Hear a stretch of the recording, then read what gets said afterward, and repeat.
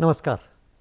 कार्यक्रम स्वस्थ जीवन में आप सभी दर्शकों का हार्दिक स्वागत, अभिनंदन। मैं हूं डॉक्टर जगजीवन शर्मा।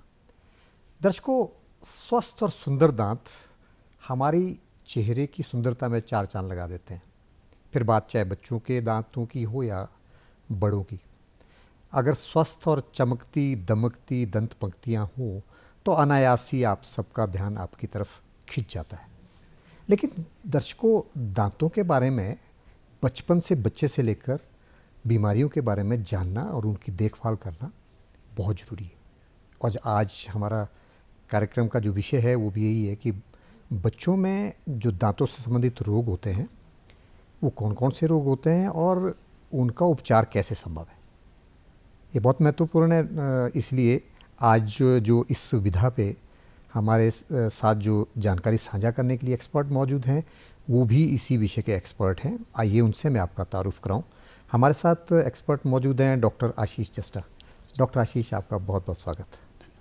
डॉक्टर आशीष न केवल दंत चिकित्सक विशेषज्ञ हैं अपितु हिमाचल प्रदेश का जो दंत चिकित्सालय और महाविद्यालय है शिमला में, उसमें डिपार्टमेंट ऑफ पेडोडोंटिक्स यानी जो बच्चों का विभाग है उसमें बतौर प्राचार्य सेवाएं दे रहे हैं और लोगों को जागरूक भी कर रहे हैं और उपचार भी कर रहे हैं, खासकर बच्चों में होने वाले दांतों से संबंधित रोगों। आइए चलते हैं उनके पास सीधे और आज इस विषय पर उनसे जानकारी हासिल करते हैं। सबसे पहले डॉक्टर साहब, मेरा पहला सवाल तो ये कि जो बच्चों में आमतौर पर कितने बच्चों की बात करें शुरुआत से, किस तरह के कितने प्रकार के दांत मौजूद होते हैं? क्योंकि आमतौर पर आम भाषा में अगर मैं कहूँ तो मुझे पता होगा कि जो बच्चों वाले दांत है, जो गिरने वाले दांत है वो, लेकिन आप जरा बतौर एक्सपर्ट हमारे दर्शकों को बताएं कि कौन कौन से दांत, किस प्रकार के दांत, बिल्कुल कितने प्रकार के? जो लेमैन है वो यही समझता है कि दूध के दांत होते हैं और बाद में पक्के दांत आते हैं। तो अगर पीडोडोंटिक्स की टर्मिनोलॉजी के हिसाब से कहें तो जो फर्स्ट सेट ऑफ डेंटिशन होता है उसको हम डेसिडस दांत बोलते हैं जी। ये 20 होते हैं, मतलब 5 हर क्वाड्रेंट में। क्वाड्रेंट हम एक हिस्सा लेके चलते हैं। 20 दूध के दांत आते हैं और ये 6 महीने से 1 साल की एज में आने शुरू हो जाते हैं। जो जिन्हें हम आम भाषा में दूध के दांत कहते हैं जी, वो 6 महीने में आने शुरू होते हैं जी। और हो सकता है कि ये 4 महीने में भी आए और 12-13 महीने तक भी कई बच्चों में देखा गया है कि फर्स्ट दांत की जो इरप्शन होती है जी, तो देखा गया है कि पेरेंट्स कई बार परेशान हो जाते हैं कि भाई मेरे बच्चे के दांत नहीं आ रहे हैं एक स्पेसिफिक एज में, कि साथ वाले बच्चे के दांत आ गए हैं और मेरे बच्चे के, तो ये अब नॉर्मल नहीं है, एक रेंज है जी कि 6 महीने से या 4 महीने से लेके 12-13 महीने के बीच में पहला दांत जो है हमारा इरप्ट होता है जी। तो ये तो हो गए दूध के दांत डॉक्टर साहब। इसके अलावा दूसरी कैटेगरी वो दूसरे दांत, हाँ, वो परमानेंट टीथ, उनको हम बोलते हैं परमानेंट टीथ, जो आप में और मेरे में इस वक्त मौजूद हैं जी। तो जो ये दूध के दांत हैं ये 6 महीने से लेके 3 साल की एज तक हमारे मुंह में आते हैं जी, और ये 6 साल में ये गिरने शुरू हो जाते हैं। 6 साल की आयु में ये गिरने शुरू हो जाते हैं और इनकी जगह परमानेंट टीथ आने शुरू हो जाते हैं। तो डॉक्टर साहब, क्या है दूध के दांत आवश्यक है, जरूरी है? अगर है तो क्यों? जी, ये बहुत बड़ी मिसकंसेप्शन है लोगों में कि भाई ये तो दूध के दांत हैं, झड़ जाएंगे, तो इनको हमें बचाना नहीं है जी। दूध के दांत भी उतने ही ज़्यादा जरूरी हैं जितने कि हमारे परमानेंट टीथ हैं जी। क्योंकि जो ये दांत हैं, एक तो चबाने के काम आ रहे हैं जी, दूसरा एस्थेटिक्स देखने में जी। अगर दांत खराब होंगे, बच्चे के सामने के दांत होंगे, स्कूल जाएगा, छोटा बच्चा है, तो एक कॉन्फिडेंस लेवल की कमी पाई गई है जी ऐसे बच्चों में जी। और बहुत सारे जो शब्द हैं जो कि हम बच्चा नहीं बोल पाता कि अगर उसके दांत खराब होंगे, खासकर सामने वाले दांत जी जी बिल्कुल। तो स, फ, श, बहुत सारे शब्द हैं मिस हो जाते हैं बच्चे, मिस हो जाते हैं बच्चा। और एक ये बहुत बड़ा कारण है जी कि भाई बच्चे के मुंह में दांत ही नहीं है जी। तो हम क्या करते हैं कि एक ECC टर्म है अर्ली चाइल्डहुड केरीज, ये बच्चों में सबसे ज़्यादा पाई जाती है। एक ग्रुप ऑफ मतलब टर्म्स को हमने एक इकट्ठा करके बना दिया है कि जो भी बच्चों के दांत में केरीज होती है, सड़न होती है, तो उसको एक ब्रॉडर टर्म दे दिया है अर्ली चाइल्डहुड केरीज। तो उसको अर्ली चाइल्डहुड केरीज पे बोलते हैं, यानी दांतों में सामान्य विकार। और क्या क्या विकार होते हैं उस पर भी आऊँगा डॉक्टर साहब। लेकिन आपने अभी कहा कि जो दांत है दूध के दांत, वो सामान्य तो जो है वो 6 महीने से लेकर 12 महीने के बीच में निकलते हैं, फिर कुछ समय बाद झड़ते हैं, 6 वर्ष की आयु तक लगभग झड़ते हैं। अब मान लीजिए किसी के बहुत बार ऐसा भी होता होगा कि देखने में आता है कि कुछ बच्चों के दांत थोड़ा लेट निकलने शुरू होते हैं या लेट गिरते हैं। जी। तो क्या वो समस्या है, सामान्य समस्या है, या फिर कोई और कारण है उसमें, कोई जिसको दिखाने की जरूरत है? इसको दिखाने की ज़रूरत है जी। अगर बच्चा 2 साल का, जैसे कोई बच्चा है, एक एग्जांपल के तौर पे हम लेते हैं, अगर उसका कोई भी दांत इरप्ट नहीं हुआ है दूध का, तो डेफिनेटली उसे हमें हमारे पास आना चाहिए, दिखाना चाहिए। तो बहुत सारे रीज़न है जिसमें कि डिलेड इरप्शन इसको हम बोलते हैं। क्या क्या कारण है डॉक्टर साहब? डिलेड इरप्शन देखिए, सबसे बड़ा रीज़न है एक माल न्यूट्रिशन जी, एक माल न्यूट्रिशन है, और एक विटामिन डी की डेफिशिएंसी है जी, और जेनेटिक फैक्टर्स भी हैं। जेनेटिक फैक्टर्स वो फिर हमें ढूंढना पड़ता है कि भाई ये क्या रीज़न। कुछ सिंड्रोम्स रहते हैं, कुछ बीमारियां ऐसी रहती हैं, सिस्टमिक बीमारियां रहती हैं जिनकी वजह से हमारे दांत इरप्ट नहीं होते जी। तो उसको ढूंढना बड़ा ज़रूरी है। तो डॉक्टर साहब, ये अभिभावक आप क्या संदेश देंगे यदि 6 महीने से या साल से ऊपर समय हो जाए, तब डॉक्टर के पास आना, दिखा लेना चाहिए कि क्यों लेट हो गए ये दांत, या कोई ऐसी कंडीशन, या फिर बीच में लगातार दिखाना चाहिए? जी, मेरा तो मानना है कि जैसे ही बच्चा का दांत इरप्ट होता है 6 महीने में या 7 महीने 8 महीने में, तब से ही कंसल्टेशन शुरू कर देनी चाहिए, क्योंकि लॉन्ग रन के लिए वो पेशेंट, बच्चे के लिए भी अच्छा है और पेरेंट्स के लिए भी अच्छा है जी। क्योंकि बच्चों के जब दांत खराब होते हैं तो देखा गया है कि पेरेंट्स भी उतने ज़्यादा परेशान होते हैं जितना कि बच्चा परेशान हो रहा है। तो डॉक्टर साहब, बहुत और एक्सपर्ट आपने ये सुझाव भी हमारे दर्शकों को, अभिभावकों को दे दिया हमारे कार्यक्रम के माध्यम से। वो ये कि समय रहते, यानी जब पहला दांत जो है जी, जो आपने कहा, तब से लेकर जो है दिखाना अनिवार्य है। और अगर डिले होता है किन्हीं कारणवश, जो कारण आपने अभी गिनाए, बहुत सारे कारण हो सकते हैं, तो घर में कयास लगाना या फिर सेल्फ मेडिकेशन करना या कुछ सोचना, वो नहीं रिकमेंड किया जा सकता। बिल्कुल नहीं। कुशल चिकित्सक के पास जाके दिखाएं क्यों लेट हो रहे हैं, क्या कारण है जो दूध के दांत। और एक चीज़ आपने बहुत महत्वपूर्ण की, दूध के दांत अनिवार्य हैं, जरूरी है, इंपॉर्टेंट है, तो उनको ऐसा ही ना करें कि दूध के दांत गिर जाएंगे। बिल्कुल बिल्कुल। और ये जो दूध के दांत हैं, ये हमारे जो परमानेंट टीथ वहाँ आने हैं, तो उसके लिए स्थान बना के रखते हैं। उसके लिए जी, ये भी महत्वपूर्ण है। बिल्कुल। देखिए, बाद में देखा गया है कि दांत टेढ़े मेढ़े हो जाते हैं लोगों के जी, और एस्थेटिक्स एक बहुत बड़ी प्रॉब्लम है कि मालालाइन टीथ हैं, टेढ़े मेढ़े दांत हैं, तो एक बहुत बड़ा रीज़न ये भी है जी। बिल्कुल। तो इसलिए जो है वो दूध के दांतों की जांच पड़ताल, कंसल्ट करना बहुत ज़रूरी है। डॉक्टर साहब, अब बात आती है बीमारियों के मुख्य जो रोग हैं। आपने अभी शुरुआत में कहा कि डेंटल केरीज जो एक कॉमन बीमारी है, तो ज़रा ये बताएं डॉक्टर साहब कि ये डेंटल केरीज है क्या, क्या क्या कारण है, फिर उसके बाद फिर उपचार पे भी आऊँगा। देखिए, जो डेंटल केरीज यानी दांत की सड़न है ना, कॉमन भाषा में हम ये बोलते हैं कि दांतों का सड़ना, या एक लेमन लैंग्वेज में कीड़ा लगना। जी बिल्कुल। एज सच कीड़े तो नहीं होते हैं, ये सारे माइक्रो ऑर्गेनिजम्स हैं जो छोटे छोटे कीटाणु हैं, और उन्हें भी एक एनवायरनमेंट चाहिए होता है ओरल कैविटी में जी। एक्चुअली क्या है कि एक हमारी पीएच रहती है ओरल कैविटी की जी। जब वो फॉल करती है, जब वो गिरती है, तो हमारे जो है ये दांत की सड़न शुरू होती है जी। इसमें क्या है कि हम जो फर्मेंटेबल चीज़ें खाते हैं या एसिडोजेनिक चीज़ें जो हम खाते हैं जी, ठीक है ना, और मुंह में अंदर बैक्टीरिया बच्चों को जैसे फास्ट फूड वगैरह दे दिया, फास्ट फूड, टॉफ़ी, चॉकलेट जो है ना, और लंबे टाइम तक ये हमारे दांतों से चिपकी रहती हैं चीज़ें, जो मुंह के बैक्टीरिया है ये वहाँ पे जाके बैठ जाते हैं जी, और एसिड प्रोडक्शन होती है जिससे कि दांत का गलना शुरू हो जाता है जी। एक कोई ऐसा कीड़ा नहीं है, पर ये दांत की गलन शुरू होती है। सड़न और गलन जो है वही है जो आप बतौर एक्सपर्ट बता रहे हैं। लेकिन कारण एक तो बताया डॉक्टर साहब आपने कि खाने की चीज़ें, जो आप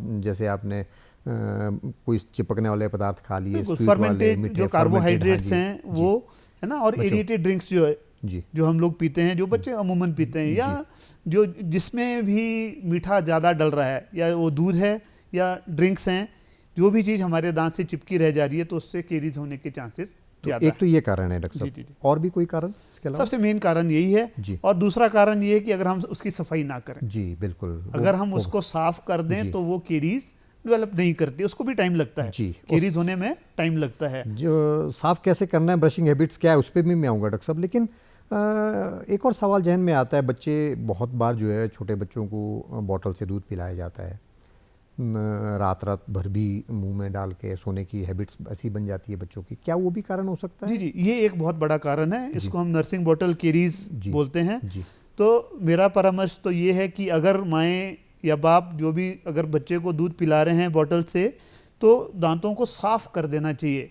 अगर कुरला कर पाएँ तो बहुत अच्छा है, नहीं तो किसी वेट कॉटन से या क्लॉथ से जो भी दांत का सरफेस हमें दिखता है उसको हमें साफ कर देना चाहिए, तो इससे कैरीज होने के चांसेस बहुत कम हो जाते हैं। जी, एक तो डॉक्टर साहब आपने कहा कि जो खाने की चीज़ें हैं, ये चिपचिपा पदार्थ ये वगैरह थोड़ा कम होना चाहिए। बिल्कुल, और दूसरा सफाई जो महत्वपूर्ण आपने बताई। तो कारण तो मुख्य तौर यही है डॉक्टर साहब जो आपने गिनाए। तो उपचार के तौर पे डॉक्टर साहब एक तो ब्रशिंग आपने बताया ही कि ब्रशिंग या सफाई उसकी ब्रशिंग पे मैं थोड़ी देर में आऊँगा, फिर आपसे जानूंगा कि कैसे हैबिट्स जो है वो अभिभावक डालें बच्चों में। लेकिन सफाई आपने कहा कि कॉटन से निकालें या चिपचिपा पदार्थ। उसके अलावा सफाई के अलावा और भी कोई ट्रीटमेंट डॉक्टर साहब या उपचार के तौर पर कैरीज का उपचार तो ब्रशिंग सबसे ज़्यादा जो अच्छा उपचार है जी। और कितने टाइम ब्रश करना है, तो ब्रशिंग पे आप जरा हमारे दर्शकों को ब्रशिंग मुझे लगता है कि वो ज़्यादा इंपॉर्टेंट है, क्योंकि सफाई और क्लीनिंग पे उस पे आप ज़्यादा परामर्श दे रहे हैं। प्रिवेंटिव जो पार्ट है वो ज़्यादा जरूरी है। बिल्कुल कि ट्रीटमेंट पार्ट खासकर बच्चों में जी अगर हम किसी चीज़ को प्रिवेंट कर पाए तो वो ज़्यादा मतलब फायदेमंद रहेगा हमारे लिए बनिस्बत कि हम उसको ट्रीट करें। तो prevention is better than cure जैसे कहा जाता है। बिल्कुल तो और आपका विभाग भी मुझे लगता है वो प्रिवेंटिव एंड पीडियाट्रिक डेंटिस्ट्री के नाम से है। तो हमारी कोशिश यही रहती है कि पेरेंट्स को, अभिभावकों को हम गाइड करें, जागरूक करें कि कैसे बीमारियां ना लगे। जी, तो डॉक्टर साहब एक तो आपने सफाई के तौर पर ब्रशिंग से के अलावा ब्रशिंग से इतर एक तो ये बताया कि कॉटन से या कुरला वगैरह, जैसे जो बच्चा ब्रश नहीं कर सकता है ना, नवजात शिशु है, नए दांत आए हैं, तो उनको माएँ क्या कर सकती हैं कि उनको वाइप ऑफ कर दें कि जो दूध लगा है या ब्रेस्ट मिल्क है या जो आर्टिफिशियल जो दूध दिया गया है उसको साफ करें, तो कैरीज होने के चांसेस कम होते हैं। साफ कॉटन से या हल्का फुल्का कुरला अगर कुछ कर पाएं, बिल्कुल कुरला अगर कर पाएं तो कुरला करवा लें जी। पर जैसे कि मैंने बताया कि जैसे ही पहला दांत इरप्ट होता है तो हम पेरेंट्स को एडवाइस करते हैं कि ब्रशिंग शुरू कर देनी चाहिए। जी डॉक्टर साहब, तो ब्रशिंग के बारे में थोड़ा सा विस्तार से बताएं। एक तो डॉक्टर साहब मिथ बहुत सारे हैं, छोटा बच्चा है इसको ब्रश करवाना उचित नहीं है, या जो ब्रश जो पेस्ट है वो उसके साइड इफ़ेक्ट्स हैं वगैरह वगैरह, बहुत सारे मिथ रहते हैं समाज में। तो एक तो ये मिथ जरूर दूर करें डॉक्टर साहब कि कब से शुरुआत, एक तो आपने कह ही दिया कि जैसे पहला दांत आना शुरू हो तो ब्रशिंग जरूरी है, तो ब्रशिंग कैसे की जाए, टेक्निक। दूसरा डॉक्टर साहब फिर पेस्ट किस तरह का हो ताकि बच्चों में स्वाभाविक तौर पे अभिभावक जो है वो परेशान रहते हैं कि बच्चों को कोई पेस्ट के साइड इफ़ेक्ट्स ना हो, तो किस तरह का पेस्ट बच्चों में यूज़ किया जाना चाहिए, कब कब ब्रशिंग और किस time, evening time, morning time, या वो भी थोड़ा सा विस्तार से बताएं डॉक्टर। देखिए अमूमन क्या करते हैं लोग, एक जनरल सा एग्जांपल है कि सुबह उठ के कुल्ला उल्ला करके नहा धो के ब्रेकफास्ट से पहले ब्रश करते हैं। ये आम दुनिया जो आम लोग जो करते हैं, कॉमन जो आदमी है वो सुबह ब्रेकफास्ट से पहले ब्रश करता है और रात को ब्रश नहीं करता। तो ये सही तरीका है? नहीं, बिल्कुल सही नहीं। यही मैं बताना चाहता हूँ आपके माध्यम से कि देखिए अगर हमने 8 बजे ब्रश किया, 8:30 बजे हमने खाना खा लिया, तो आधे घंटे के लिए हमारे दांत साफ हैं। बिल्कुल। वो 23.5 घंटे हमारे दांत कुछ ना कुछ उसमें लगा है। बिल्कुल। तो हम लोग गाइड करते हैं कि एक तो नाइट ब्रशिंग करें। जी, नाइट ब्रशिंग बड़ी ज़रूरी है। सोने से पहले अगर रात 9 बजे या जितने बजे भी ब्रश करें तो सुबह तक हमारे दांत साफ रहते हैं। तो ये 9-10 घंटे का जो पीरियड है उसमें दांत साफ रहेंगे। एक तो ब्रशिंग के लिए सबसे इंपॉर्टेंट चीज़ आपने बताई कि नाइट ब्रशिंग जरूरी है, सोने से पहले ब्रश करना जरूरी है, सफाई करना जरूरी है। और सुबह जो है हम लोग गाइड करते हैं कि ब्रेकफास्ट के बाद ब्रश किया जाए, क्योंकि देखिए ब्रेकफास्ट के बाद बच्चा स्कूल जाता है तो स्कूल टाइम, लंच टाइम तक उसका 5-6 घंटे का जो टाइम है उसमें दांत साफ रहता है। नहीं, हाँ जी। तो अगर हम इस हिसाब से ब्रश करते हैं तो कम से कम 15-16 घंटे हमारे दांत साफ रहते हैं। और जो ट्रेडिशनल मेथड हम यूज़ कर रहे हैं उसमें आधा घंटा या 1 घंटा ही हमारे दांत साफ रहते हैं। तो इससे कैरीज कम होती हैं। और जो इसको फॉलो करते हैं चीज़ को, तो पाया गया है कि उनमें कैरीज का इंसिडेंस जो है वो कम है। और सफाई का ये बुनियादी और सही वैज्ञानिक तरीका है, टाइमिंग्स हैं। बिल्कुल। सोने से पहले और सुबह ब्रेकफास्ट के बाद। डॉक्टर साहब ये तो जरूरी हो गया जो आपने ब्रशिंग कितने टाइम की जाए। अब आती है कि बच्चों में ब्रशिंग की हैबिट्स कैसे डालें, और दूसरा किस तरह का पेस्ट जो आप रिकमेंड करें ताकि साइड इफेक्ट ना हो। हम पेस्ट किसी कंपनी का प्रचार तो नहीं करेंगे, लेकिन पता तो उन अभिभावकों के लिए कि उस पेस्ट में क्या इंग्रेडिएंट होना जरूरी है जो बच्चों के लिए साइड इफेक्ट्स भी नहीं है और कारगर भी है। जी, हमारे पास भी जो भी पेरेंट्स आते हैं पहला क्वेश्चन यही रहता है कि हम कौन सा पेस्ट यूज़ करें। जी, अब तो मार्केट में बच्चों के लिए स्पेसिफिक जो पेस्ट हैं वो आ गए हैं, उनका एक स्पेसिफिक टेस्ट रहता है, उसमें फ्लोराइड रहता है जी। एक्चुअली फ्लोरिडेटेड पेस्ट जो हैं वो हमारे इनेमल को, जो दांत की बाहर की परत है, उसको मजबूत करता है जी। तो फ्लोरिडेटेड जो टूथपेस्ट है उनको यूज़ करना चाहिए जिसमें फ्लोराइड हो, फ्लोराइड कंटेंट हो। आजकल ऑलमोस्ट सारे ही जो टूथपेस्ट हैं उनमें फ्लोराइड कंटेंट रहता है जी। पर अगर बहुत छोटा बच्चा है, 6 महीने का, साल का बच्चा है, तो हम लोग एडवाइस करते हैं कि नॉन फ्लोरिडेटेड जो टूथपेस्ट यूज़ करें, क्योंकि बच्चा जो है थूकता नहीं जी। है, वो निगल जाता है। तो हमारी कोशिश ये रहती है कि जो ऐसा पेस्ट है खासकर छोटे बच्चों में, जो वो अगर निगल रहा है तो उसमें फ्लोराइड नहीं होना चाहिए। जी। ये भी बहुत महत्वपूर्ण डॉक्टर साहब आपने बताया कि वो जैसे 6 महीने से या साल के बीच में जो बच्चा होता है वो संभवतः कुर्ला करके बाहर नहीं थूक सकता, तो अभी उसकी इस तरह की हैबिट्स नहीं है, तो वहाँ पे बिना फ्लोराइड का पेस्ट हम यूज़ कर सकते हैं। अदरवाइज जो है फ्लोराइड वाला पेस्ट, फ्लोराइडेटेड पेस्ट हमें यूज़ करना चाहिए जी। और 2 टाइम, और सॉफ्ट ब्रश, सॉफ्ट ब्रिसल होना चाहिए, जी। है ना, बहुत हार्ड ब्रिसल नहीं होना चाहिए। और अगर मतलब अभिभावक या पेरेंट्स हमारे पास आते हैं तो हम उनको डेमोस्ट्रेट कर सकते हैं कि टेक्निक्स, जो साइंटिफिक टेक्निक्स क्या हैं। जी। तो डॉक्टर साहब, ब्रशिंग के बारे में आपने जो बहुत महत्वपूर्ण चीज़ थी, मुझे लगता है सफाई दांतों की, प्रिवेंटिव मेजर्स जो है, जो आप जिसके लिए आप प्रख्यात हैं, जो आपका रिसर्च वर्क भी है, जहां आप लोगों को जागरूक भी करते हैं, तो आपने बताया कि कैसे कैसे, लेकिन अगर वैज्ञानिक विधि से है तो आपने कहा कि आप डेमोस्ट्रेट करके भी देते हैं। ये तो डॉक्टर साहब एक जो बीमारी, महत्वपूर्ण बीमारी, कॉमन डिजीज़ है जो केरीज, उसके बारे में आपने बताया उपचार के तौर पे भी। डॉक्टर साहब, कुछ और बीमारियां भी हैं, मसलन दांत बच्चों के टेढ़े मेढ़े हो जाते हैं, आगे पीछे हो जाते हैं, मॉल ओक्लूजन जिसको कहा जाता है, उनके कारण क्या है डॉक्टर साहब फिर, और उपचार के तौर पर क्या किया जा सकता है? क्योंकि पेरेंट्स, अभिभावक बहुत परेशान रहते हैं, बच्चे के आगे पीछे हो गए दांत, इधर उधर हो गए, टेढ़े मेढ़े हो गए। देखिए, इनके बारे में भी बताएं डॉक्टर साहब। जो माल ओक्लूजन या माल अलाइन टीथ है, सबसे बड़ा रीज़न तो केरीज है। जो केरीज की वजह से क्या रहता है कि हमारा जो स्पेस डिस्क्रिपेंसी हम बोलते हैं कि जो नए दांतों के लिए जगह वो कम हो जाती है जी। ठीक है, तो इसलिए हम ये गाइड करते हैं कि जो भी अगर केरियस टीथ है उसको रेस्टोर करना बड़ा ज़रूरी है जी। अगर उसको हम भर देते हैं या फिलिंग कर लेते हैं तो हमारा जो नए दांतों के लिए जो जगह है वो बनी रहती है जी। अगर हम दांत खराब होने देते हैं, पेरेंट्स सोचते हैं कि यार नहीं दूध के दांत हैं, नए दांत आ जाएंगे, वो अपनी जगह ले लेंगे, तो ये मिसकंसेप्शन है। कहने का तात्पर्य डॉक्टर साहब कि जो टेढ़े मेढ़े दांत है, माल ओक्लूजन जिसे कहते हैं, वो उसका कारण भी एक तरह से केरीज है। हाँ जी, जेनेटिक्स तो चलो रोल प्ले करता ही है कि अगर पेरेंट्स के दांत टेढ़े मेढ़े हैं तो बच्चों के भी दांत टेढ़े मेढ़े होंगे। और लंबे समय तक अगर हम एक्सट्रैक्शन ना करवाएं जी, कि हो सकता है कि जो परमानेंट टीथ है वो आगे या पीछे से आ रहा हो, दूध के दांत वहीं पे हैं और हम डेंटिस्ट की सलाह नहीं लेते हैं, तो एक रीज़न वो भी है कि हमारा ये माल ओक्लूजन हो जाता है जी।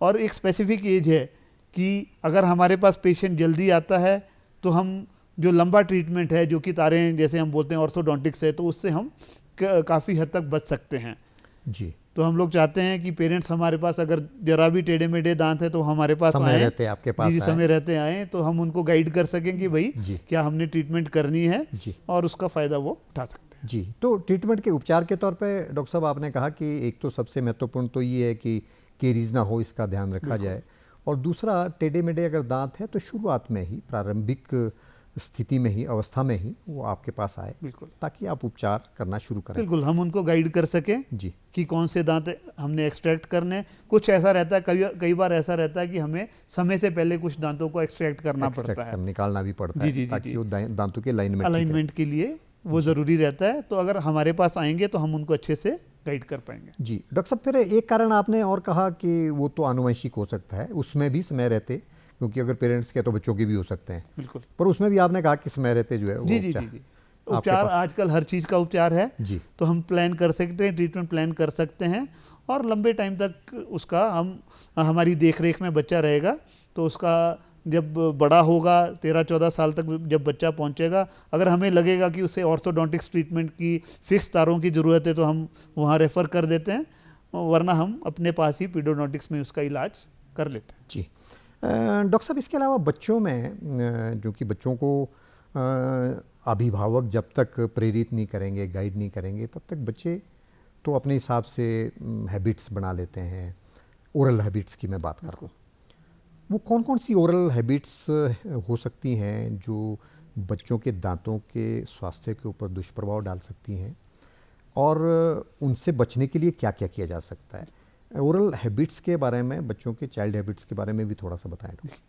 देखिए, सबसे पहले तो जो एक हैबिट है कि ब्रशिंग ना करना, अगर पेरेंट्स खुद ब्रश करेंगे, वो बच्चों के लिए एग्जाम्पल सेट करेंगे, तभी बच्चा उनको फॉलो करेगा। बिल्कुल, आपने सही कहा। अगर आपने जैसे कहा कि ब्रशिंग नाइट टाइम में जरूरी है सोने से पहले, अगर पेरेंट्स ही नहीं करेंगे, बिल्कुल बिल्कुल, अगर तो पेरेंट्स बच्चे कहाँ से आदत डालेंगे? अगर खुद ब्रश कर रहे हैं तो मुझे लगता है कि बच्चों में खुद ब खुद ये हैबिट पड़ जाएगी। और एक जो बीमारी वाली हैबिट जो हम बोलते हैं उसमें है कि अंगूठा चूसना, जैसे जी बिल्कुल, है ना, टंग थ्रस्टिंग होती है कि जीभ का बाहर निकलना या अंगूठे का चूसना, ये कुछ ऐसी है हैबिट्स है जिनकी वजह से हमारे दांत टेढ़े मेढ़े हो जाते हैं। जी, तो समय रहते अगर हमारे पास आते हैं तो हम ऐसे अप्लाइंसेस बनाते हैं, ऐसी उनको गाइडेंस देते हैं कि जिससे वो इन हैबिट्स से छुटकारा पा सकें और जो दांतों पे जो उसका दुष्प्रभाव पड़ रहा है उससे बच सकें। जी, तो ज़रूरत है कि समय रहते अभिभावक बच्चों के दांतों की चिकित्सात्मक देखभाल जो है वो चिकित्सक के पास आके कराएं। एक प्रोफेशनल हेल्प लेना बहुत ज़रूरी है। बहुत ज़रूरी है। डॉक्टर साहब, एक और प्रश्न जहन में आता है, वो ये कि जब बच्चों के ये जो दूध के दांत आने शुरू होते हैं, पहली बार दांत आने शुरू, बच्चा बड़ा इरिटेट होता है। संभव तो वो तो आप बतौर एक्सपर्ट बता सकते हैं कि क्या क्या होता है, पर मसलन जैसे दांतों में उसको लगता है कुछ हो रहा है। कई बार तो अभिभावकों में बहुत सारे मिथ भी होते हैं कि जी लूज मोशन शुरू हो जाते हैं, जैसी ये बहुत अच्छा प्रश्न है जी। तो ये डॉक्टर इसके बारे में बताएं। जी, इसको हम टीदिंग बोलते हैं जी, कि जब नया दांत कोई इरप्ट करता है तो बच्चा परेशान होता है, क्योंकि वहाँ इन्फ्लेमेटरी प्रोसेस जो है रहता है। तो उसमें जो एक डायरिया का जो मिथ है वो ये है कि बच्चा इरिटेटेड रहता है और वो हाथ जो हैं गंदे वंदे कहीं रहते हैं तो मुंह में हाथ लगाना शुरू करते हैं। तो डायरिया का रीज़न तो एक वो है। दांत कोई डायरिया का रीज़न नहीं है अगर दांत आ रहे हैं जी। पर जब भी टीदिंग होती है, हमारे पास टीदिंग की प्रॉब्लम है, हमारे पास आए, हम कुछ मेडिकेशन देते हैं, दवाइयाँ देते हैं, लगाने के लिए कुछ जेल्स हम देते हैं जिससे कि बच्चे को तकलीफ़ कम हो जी। और कुछ बाकी चीज़ें और बताते हैं, जैसे कि टीदर्स का यूज़ हो गया, है ना, कोई हार्ड चीज़ हम बाइट करने को बोलते हैं, जैसे कि रस्क हो गया या हार्ड बिस्किट हो गया, जिससे कि जो टूथ की इरप्शन है वो जल्दी हो जाए जी। बहुत सारा टाइम्स हमें क्या है कि कई बार एनाल्जेसिक और एंटीपायरेटिक जो है वो हमें दवाइयाँ भी देनी पड़ सकती जी। तो डॉक्टर साहब, ये नेचुरल प्रक्रिया है जी, ये नेचुरल प्रक्रिया है, घबराने की जरूरत नहीं है, इसमें कोई घबराने की जरूरत नहीं है। होता क्या है डॉक्टर साहब, उसमें शिशु को उसमें दांत तो जहाँ निकल रहे हैं बिल्कुल वहाँ कोई इरिटेशन होती है या फिर क्या होता है? इरिटेशन, वो इरिटेशन रहती है बस, है ना, उसी को हम टीदिंग बोलते हैं कि वो इतना इरिटेट होता है बच्चा कि उसको बार बार वो खुजलना शुरू कर देता है जी। और अगर हाथ गंदे होंगे, नाखून में कहीं मैल लगा होगा, वो मुंह के अंदर जाएगा तो बच्चे का पेट खराब होगा और उससे उसको डायरिया होने के चांसेस रहते हैं। तो आपने जो मिथ हैं ये भी आपने दूर कर दिया कि वो जो डायरिया अगर बच्चे को हुआ, संभव तो जिसकी संभावना भी हो सकती है, पर वो उस वजह से नहीं कि वो दांत आ रहा है, इसलिए कि वो गंदे दांत, बिल्कुल गंदे हाथ जो मुंह में लगा रहा है, हाइजीन में कहीं गड़बड़ हो रही है, तो एक रीजन वो है हमारा जिसकी वजह से। और ये बहुत कॉमन मिथ है कि भाई जैसे दांत आ रहे हैं वैसे बच्चे के पेट खराब होना शुरू हो गया जी। डॉक्टर साहब, कोई स्पेसिफिक डाइट भी आप रिकमेंड करते हैं बच्चों को दांत आने के समय? देखिए, हेल्दी खाना, ये तो बैलेंस डाइट एक सबके लिए ही जरूरी है, वो भी बताया डॉक्टर साहब, जरूरी है। बैलेंस डाइट बड़ा जरूरी है, हरी सब्जियों का सेवन बहुत जरूरी है, दूध, क्योंकि जैसे आपने पहले कहा ना, माल न्यूट्रिशन की वजह से भी दांत बिल्कुल बिल्कुल जी। देखिए, कैल्शियम जी, है ना, दूध पीना बहुत जरूरी है जी, है ना, हरी सब्जियों का सेवन बहुत जरूरी है, सलाद वलाद, है ना, बच्चे हार्ड चीज़ खाएं। एक चीज़ ये भी देखने में है कि आजकल पेरेंट्स हैं बिल्कुल खाना मैश करके दे रहे हैं बच्चों को, उनको आदत ही नहीं रह गई है कि हार्ड चीज़ को चबाने की। तो मेरा तो परामर्श ये है कि उनको थोड़ा सा सख्त खाना भी देना चाहिए, है ना, गाजर मूली सलाद ये सारी चीज़ें देनी चाहिए, जिससे कि उनका जबड़ा थोड़ा सा मजबूत बने और दांतों के लिए जगह बने। बाकी डॉक्टर साहब, और डाइट में आपने बताया हरी सब्जियों का सेवन, आपने जो बताया प्रोटीन वाले पदार्थ आपने, दूध इत्यादि, कैल्शियम सबसे ज़्यादा जरूरी है जी। और एक जो सबसे जरूरी है विटामिन डी जी, है ना, एक विटामिन डी की जो डेफिशिएंसी है। तो डॉक्टर साहब वो सोर्स क्या है? देखिए, सूरज धूप तो सबसे बड़ा सोर्स है जी। पहाड़ों में हमने ये देखा है कि हम लोग फुल स्लीव्स के कपड़े पहनते हैं जी, तो मोस्टली क्या रहता है कि धूप हमें शरीर को तो टच ही नहीं कर विटामिन पाते। डी जरूरी दें, न्यूट्रिशन का पूरा ध्यान रखें और बिल्कुल। सफाई का पूरा ध्यान रखें बिल्कुल। और समय समय रहते दंत चिकित्सक के पास जाके बच्चों के दांतों की परामर्श जांच लेते पड़ताल और उनसे उपचार के तौर पे उनसे परामर्श जरूर लें। डॉक्टर साहब, डॉक्टर आशीष आप स्टूडियो में आए, महत्वपूर्ण जानकारी बच्चों के विषय में दी। आपका स्टूडियो में आने के लिए और महत्वपूर्ण जानकारी साझा करने के लिए बहुत बहुत धन्यवाद। आपको बहुत बहुत धन्यवाद। दर्शकों, इस आशय और विश्वास के साथ कि जो भी जानकारी हमने आपसे साझा की उससे आपको जरूर लाभ होगा। अगले अंक में नए विषय और नए विशेषज्ञों के साथ आपसे फिर भेंट होगी। तब तक आप स्वस्थ रहिए, अपना ख्याल रखिए और मुझे दीजिए इजाज़त। नमस्कार।